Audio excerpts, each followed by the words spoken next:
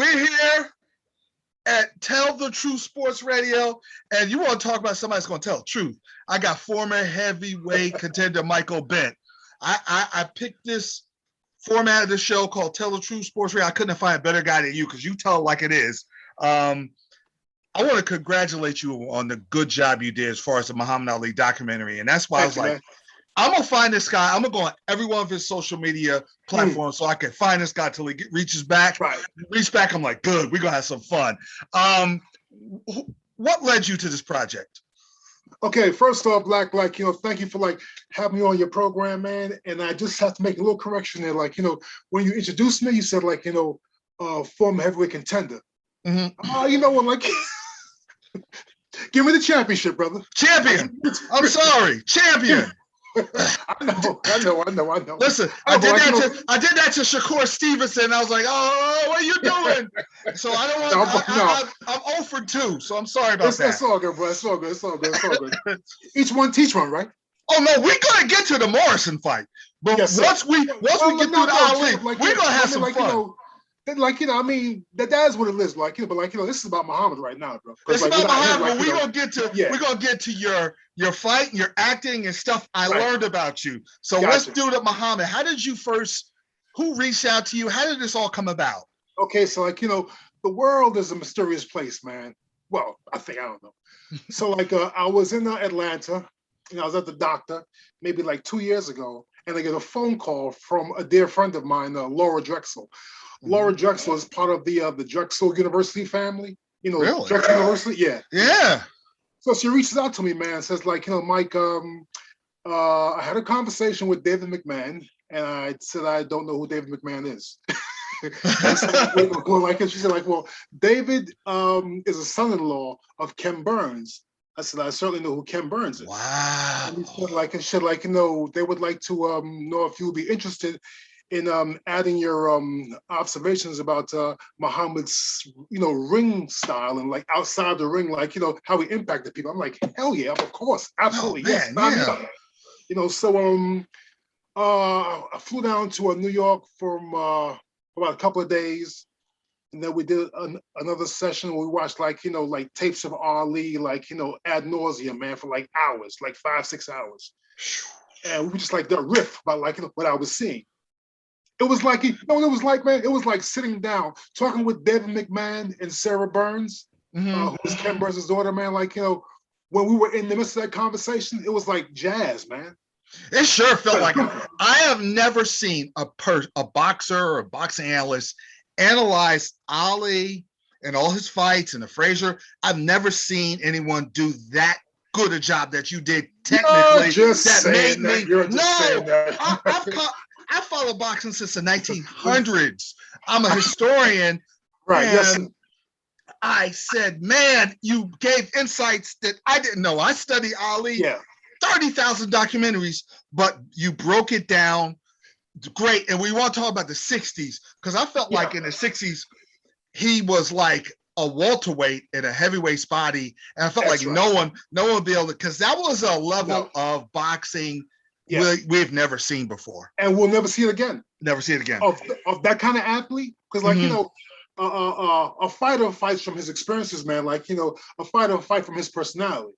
Yeah, I'm saying, and Muhammad was he came back from Rome, won the gold medal, got called a nigga in a restaurant, but boxers of a hypersensitive human beings. I mean, clown around, but we're highly sensitive, man. And and Muhammad's processing all this.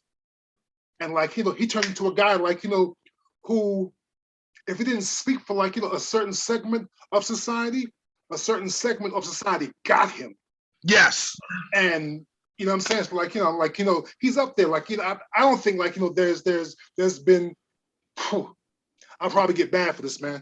Or actually leave the country. But I don't think there's a human being that's been born yet who has been as influential and complicated as Muhammad was. I don't think so. Yeah, because he went through the 60s, he tore everybody up. Now listen, Liston was really good. It was just a bad matchup. You went up against one of the greatest heavyweights to ever live in his athletic prime. Yes. If that was anybody else, You know, because Liston was Yeah. really good. People understand that, but Liston That's couldn't right. touch him. And Yes. it's funny that I didn't know. Liston, after the fight, Liston said, "Man, y'all didn't tell me how hard he hit. I never knew that tidbit." Right. But like, you know, Liston like starched Floyd Patterson twice, right? Yeah. And no one, like, you know, I don't know if you noticed, but like, you know, I think at the time JFK was president, right? Yes. They didn't want to give No, he wanted Patterson to win. Yes. Right, because he was a sedate black man. Yes. You know, he wasn't out chasing chicks and like, you know, and like, no. You know, Floyd was like, you know, he had a different environment than like, you know, Sonny, man. Sonny came up in Arkansas, was abused as a youth. Very abused. I don't know the circumstances of Floyd, but like, you know, Floyd, like, you know, he escaped and found someone who loved him. Yes. And that kind of love wasn't ever expressed to someone like Sonny Liston. No, and he blew out everybody, and he had a terrific jab. Ali, that's right, was out jabbed him out everything to blew everyone away in the 60s. Then that ridiculous Vietnam War with the ridiculous politicians that we were dealing with. Ali took a correct stand, and you know, a lot of people, Martin Luther King did, and he paid for it, and Ali paid for it. They took his title away.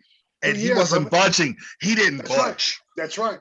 And like, you know, to me, like, you know, that's what do you want to call it? A man. And that's a man. Man worthy of being an icon, bro. Yes. Period. Yes. Like, you know, and the government, like, you know, knew where his stuff was coming from. From the, you know, it was coming from like, you know, like quote unquote outcasts.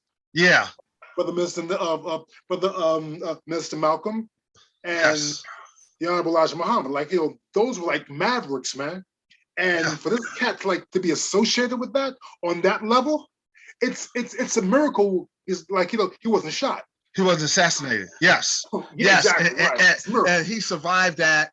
And then we go into the 70s. Now, he wasn't blessed with the physical amenities of our era. So boxers then had more body fat.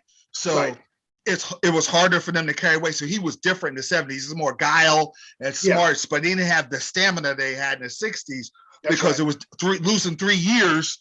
It was different. So he runs into Frazier. And I always felt like the reason why there was such hatred there and Ali went after him, Ali felt like that they were trying to make the Frazier the champ. And unfortunately for Frazier, they put so much stigma on him. Well, Ali was more upset that they just wanted to get him out of the way and put Frazier in. That's why he was so angry, and that's why there was such tension, because Frazier was like, "Come on, man, why are you saying this to me?" Ali. So it was a mess. So that first fight was really contentious. You think? Like, you know, bro, my man, like, you know, that someone said in the Ken Burns documentary piece, like someone said it's this fantastic quote. I think it was what's the writer from Los Angeles? His name, man. The black writer. Los Angeles. Devil. He wrote Devil in the Blue Dress. Walter Mosley. Okay. He says something that I can't remember now, but you know, like something genius, like, you know, that speaks to, like, you know, that relationship in that particular time in our experience, like, you know, as Black Americans. Yes. And see, I know you noticed this one point I'm gonna make. Yeah. Frazier beat Ali and he hit him with hooks. He really got after his body and he was able to get the decision.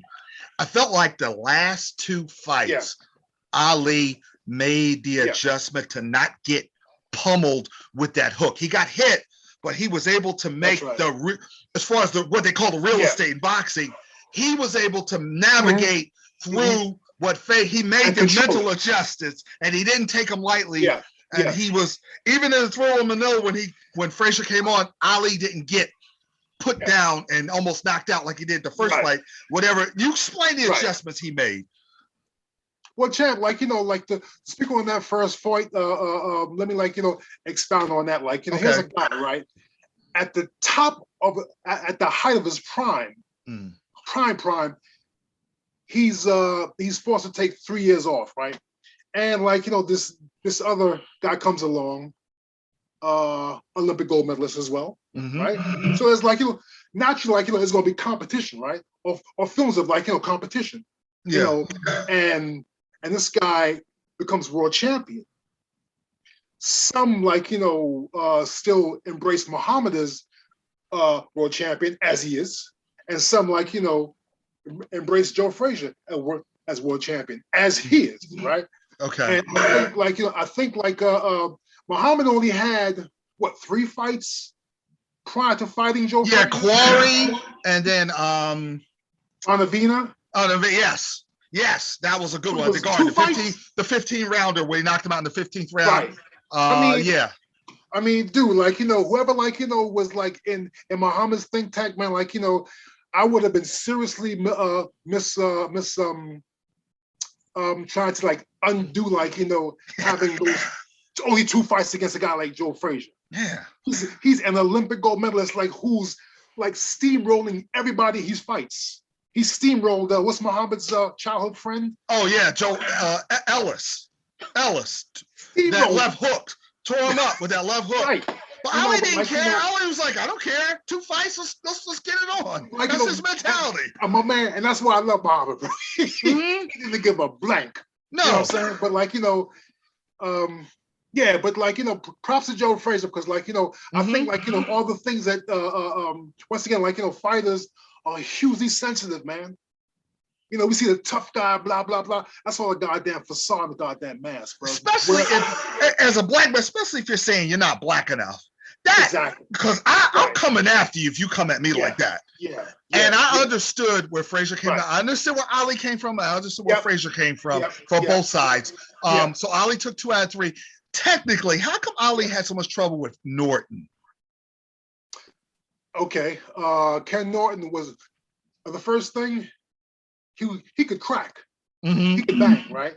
Second thing, he was awkward. Okay. He never like threw his jab from like the traditional place. He thought he jabbed from here, right? His joint was right here. He hung his jab down to his knee, essentially. And like other than George Foreman, no one could take advantage of that. Because he had a decent chin.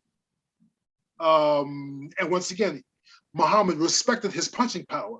And that's why, like, every time he fought Muhammad, I think he, got Muhammad's number, like, 2 out of 3 times myself, man. Yeah.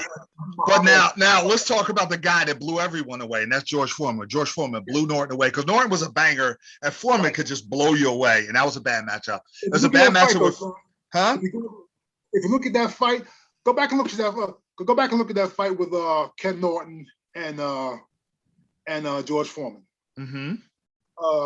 Foreman, during the stare down the introduction of the referee, Ken Norton is looking down, bro. Oh yeah, he's looking everywhere but in George Foreman's eyes. That is a telltale sign, champ. Yeah.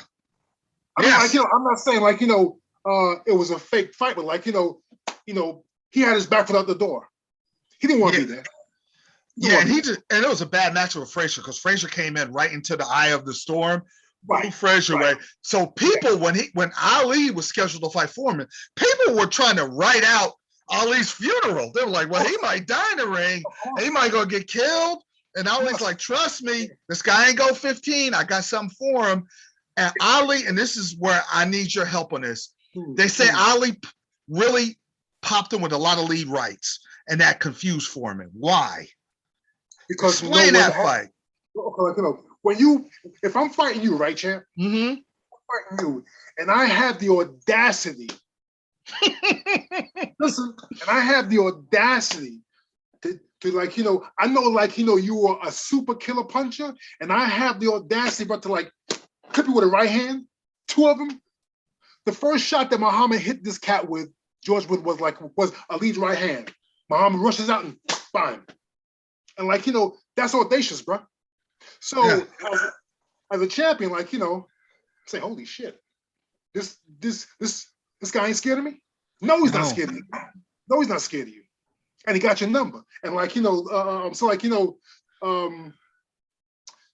every punch you throw, man, every punch a fighter throws, every punch like, that Muhammad Ali threw was written by subtext. And when like, when Muhammad like, drops the right hand on George Foreman, like effortlessly, Muhammad's saying, motherfucker, I got you, B. I got you. Like, part of my punch. Like, that's the subtext of a punch. I got you, man. What are you doing? What you doing here, B? But think about all the shots Ali when Foreman was throwing the wide punches and it was a rope-a-dope.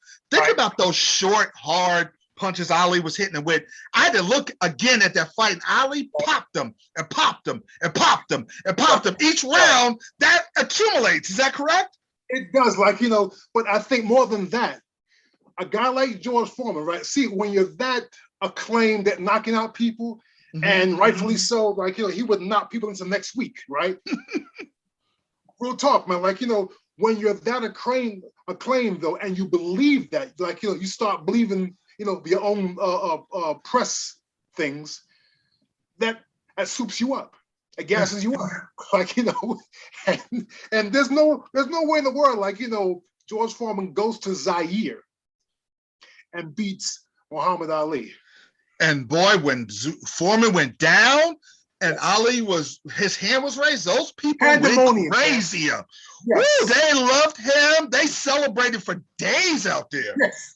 That was amazing. Like, people's hands down off of them. Yes, yes. And then there were times Foreman was throwing punches, he's whispering in Foreman's ear. That has to mess with you when you're a knockout artist and nothing's working. Yeah, like, Muhammad was, essentially saying to my man, like, why would I be afraid of you, brother? I'm your brother. I'm your elder brother, man. So take this. Take that. He took it. Yeah. And then let's talk about Ali's post-prime wins. When he was out of shape and really toward the end, and he still was able to win with brains. The Shavers fight impressed me because Shavers, you see how hard he hit Holmes. He blew Norton away. He beat everybody, and he hit Ali. And Ali, did some serious damage to Muhammad, man. Okay, yeah. I think, I mean, like, I'm not a neurologist, but like, those kind of shots that when you get hit with, like, with that kind of punching power, they do serious damage to you, man. We can't deny that. Yeah, and then when he lost to Spinks, he came back completely washed up. But because of his pride, he just boxed the heck out of that young man and figured out how to get that win completely washed up. But he was not going to go out like that. And he did win. Of course, he fought too many times after Holmes and the weight loss. It was a mess. That's when you could tell his slurred speech right toward the Spinks and Holmes, and the people just didn't do right by him. Well, that's the story of boxing, champ. Oh, yeah. Boxing is the only organized sport. I don't think it's a sport at all. It's an act of survival. It's not a sport. Big difference. You know what I'm saying? But like, if boxing is the second most profitable sport in the world behind soccer, right? Yes. Yet boxing does not have, like, comprehensive health care, insurance. Oh, we're gonna get to that. We're gonna get to that. We're gonna save that thought because we're gonna get to that. Let's get to your career. You had a career where you were able to win, and like you said, you were the heavyweight champ. I don't brag about that, champ. Like, but I do want to talk about the Tommy Morrison fight because I didn't know who you were. I'm like, okay, Morrison, he's getting set up to fight Tyson. He's fighting some guy named Michael Bentt, and he's leading.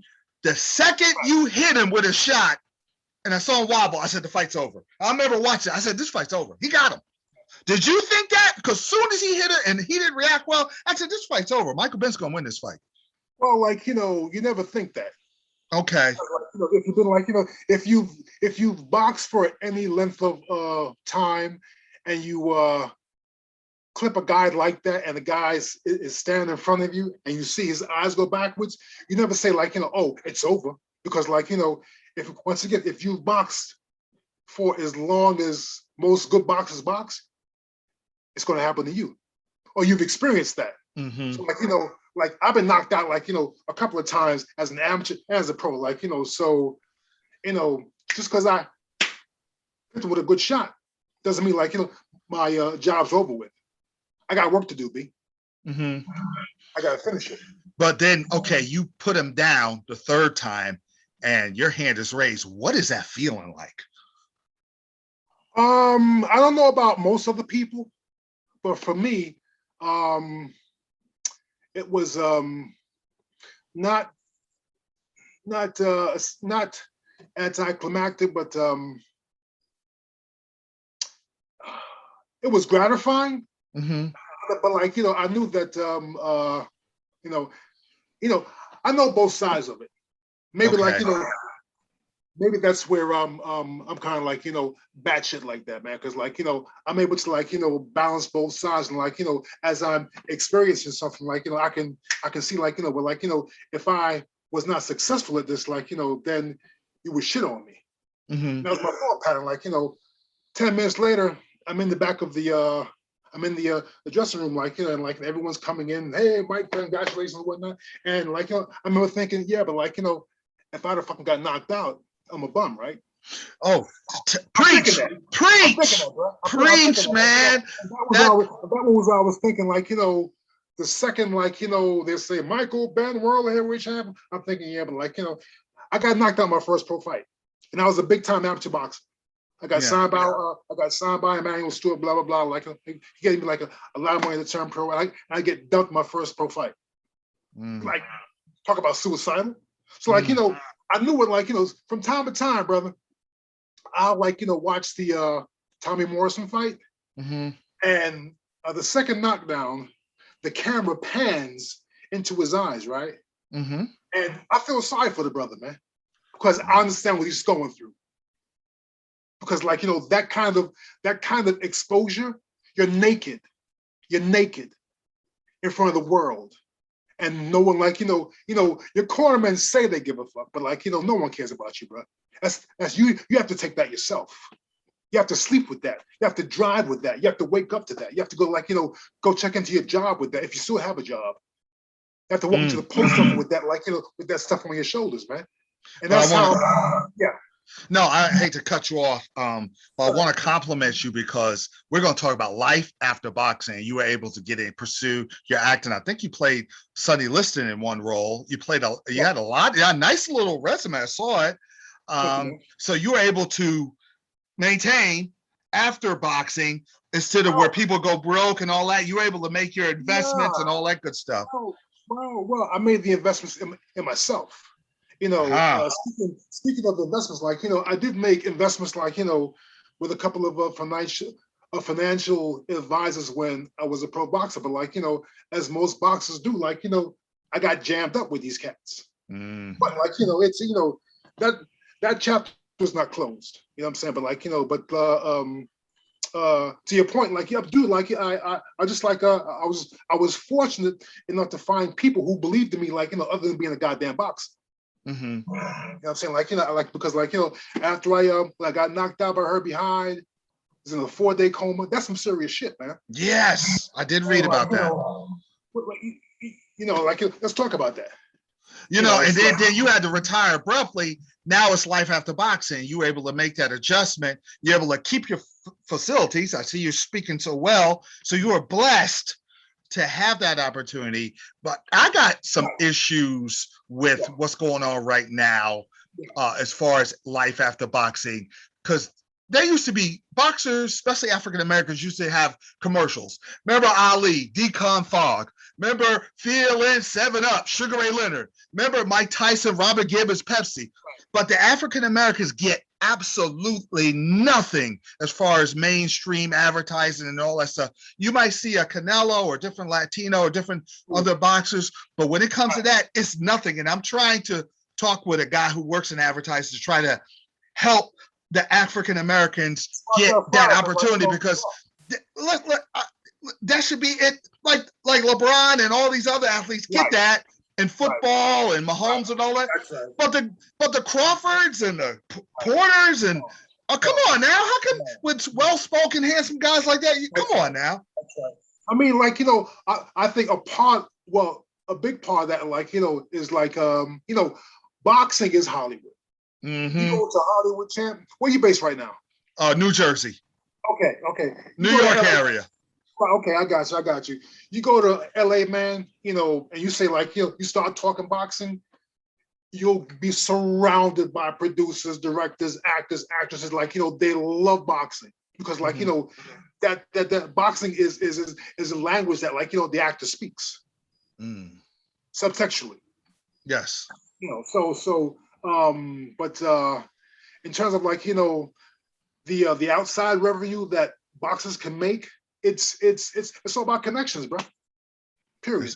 It's all definitely all about connections. Like, you have to be, like, unapologetically aware that, like, some doors aren't going to be open to us, so we have to, like, learn how to, like, get access to those doors. Access. And we have to have allies.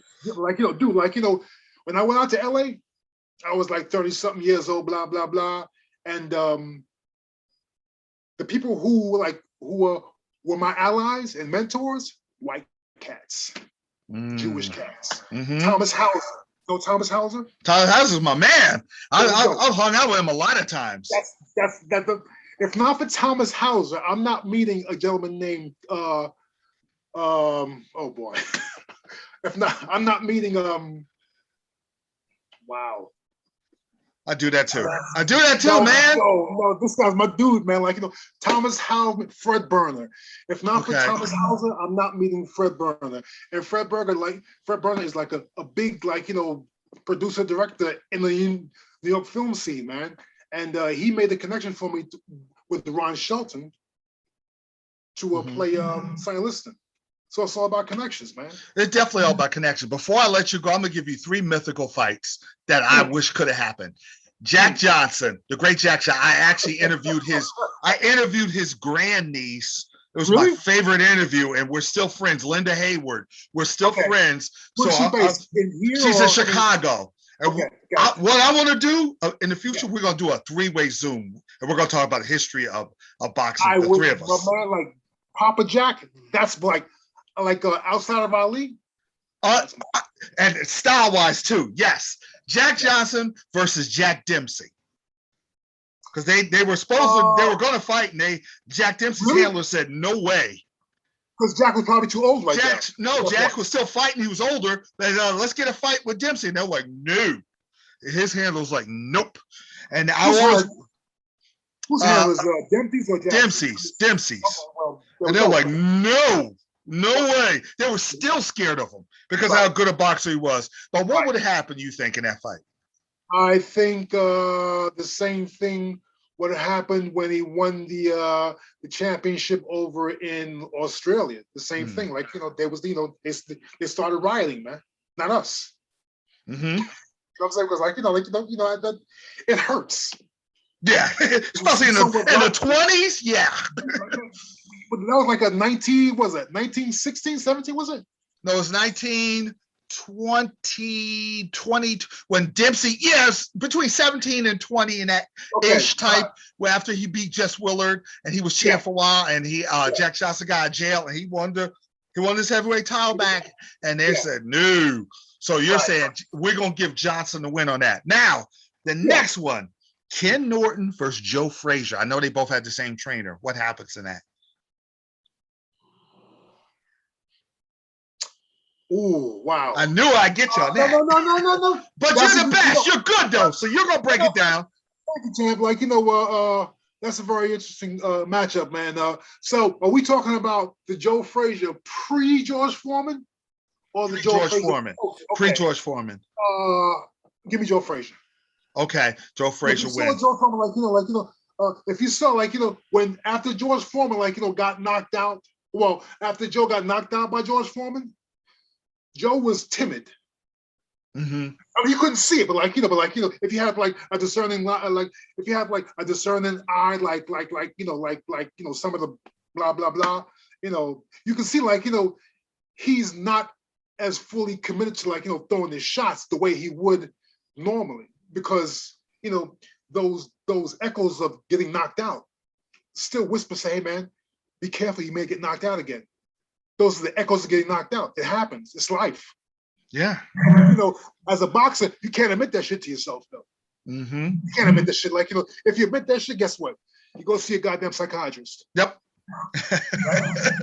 Now, finally, yes, finally, George Foreman versus Larry Holmes. In their prime. Yes. This is a George Foreman who outdueled Ken Norton in that great fight. Okay. I'm going with Larry, bro. Okay. I'm going with Larry. Why? Why? Uh-huh. Larry's ring IQ. Mm-hmm. I'm not talking about the George Foreman, like, you know, the evolved George Foreman who knocked out Michael Moore. Yeah. Like, you know, and Michael Moore is my guy. I love that brother, man. Like, you know, salute to Michael Moore. I'm talking about the younger George Foreman. You know, the nigga who was like, you know, with like, you know, like breaking a bar and like, you know, shit. That George Foreman, like my father. You know what I'm saying? Yeah. That dude. That George Foreman. You know, I think like, you know, I think Larry was much more, because of his time spent with Muhammad, he was much more refined, man. He was disciplined too. That jab. He disciplined. Yeah. Every time I think of Larry Holmes, the word discipline comes to mind. Yes, right. That's right. That's right. Like, you know, so I think like, you know, I mean, look, man, like, you know, George Foreman lost to a very good cat named Jimmy Young. Jimmy Young was underrated. Jimmy Young was slick, man. He gave Ali heck. Yes. He gave Ali fits. He beat moms. Yeah. But like, you know, so like, you know, in terms of George Foreman and Larry, man, like, you know, and I think like, you know, I think not only does Larry have the grit and the IQ, you know, he has the goddamn the want, man. Like, yeah, because Shavers, everybody that Shavers hit like that would have been out for cold. Shavers hits him with a Sunday punch. He gets up and knocks Shavers out. Exactly right. That's right. That's right. Did you know that? At one point, you know, Jerry Quarry knocked out Shavers. Yes. You see that left hook, bro? Yeah. Let me tell you something. That left hook. This is a white cat from California. White cats from California back then they could fight. Yeah. They're fluid. You know, like, you know, Jerry Quarry, if like, you know, if you didn't know who was black and you see them fight. Look at his resume though. He beat a lot of good fighters. He just ran to Ali. That was just you weren't gonna beat Ali, but look at the fighters that Quarry beat. Like, you know, he could fight his ass off, but like, you know, just in that period in time, you know, he was just like, you know, a step beyond those cats, man. But like, you know, that dude right there, if he's alive now, he's like a multi-million blah, blah, blah kind of guy. Because look at the punches he ate when he fought Frazier. He just ate them. And they ended up stopping it, but he kept going. Right. That's it. That's it. And also bear in mind, like, you know, when you mentioned him, the first thing I said was like, you know, Sugar Ray Robinson, man. Like, you know, Jerry Quarry, in my estimation, if you watch that left hook that he knocked out Ernie Shavers with, that's the epitome of a Ray Robinson left hook, bro. It was smooth. It was effortless. Like, god damn, B. Just shocking the shit. Bro. Yeah. But like Larry Holmes, man, over George, champ. Okay, you got Larry Holmes. Okay, man, listen, it's been great. I'm so fired up doing this interview. I'm gonna put it on YouTube. I'm gonna send it to you. I really appreciate it. You were what I thought you were gonna be. Just fantastic, man. Great job by you.